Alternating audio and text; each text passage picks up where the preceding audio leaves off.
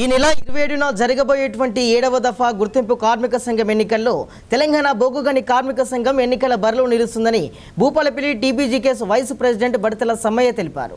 భూపాలపల్లిలోని union ఆఫీసులో TBGKS vice president Baditela Sammaiah media సమావేశం ఏర్పాటు చేశారు.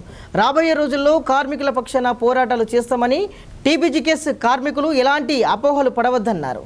ఈ కార్యక్రమంలో టీబీజీకేఎస్ నాయకులు, కార్మికులు పాల్గొన్నారు.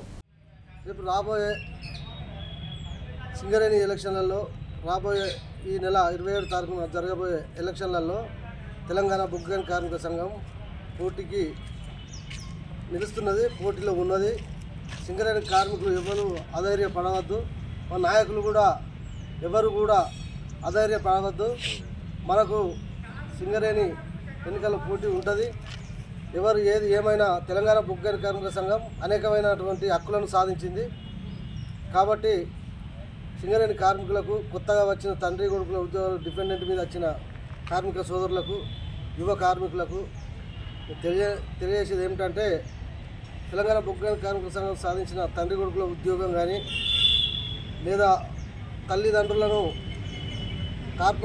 కార్పొరేట్ వైద్యం చేయించేది దాంట్లో కానీ, అదేవిధంగా భూపాలపల్లి ఏరియాలో మా మాజీ శాసనసభ్యులు గంట వెంకటరమణారెడ్డి గారి ఆశీస్సులతో, ఆయన కృషితో భూపాలపల్లిలో సింగరేణి కార్మికులకు 994 కోటాలు డబల్ బెడ్రూమ్లు కట్టించడం జరిగింది. అవి సింగరేణిలో ఏ ఏరియాలో కూడా లేవు. భూపాలపల్లిలో ఒక మోడల్ కాలనీ, ఇలా రామప్ప కాలనీ పేరు పెట్టి ఆ యొక్క కాలనీని రామప్ప కాలనీగా పేరు పెట్టడం జరిగింది. కాబట్టి కార్మిక సోదరులకు మా పెద్ద నాయకులు పోయినా ఎవరు పోయినా కూడా భూపాలపల్లి ఏరియాలో అయితే మేము తప్పకుండా పోటీలో నిలబడుతున్నాం.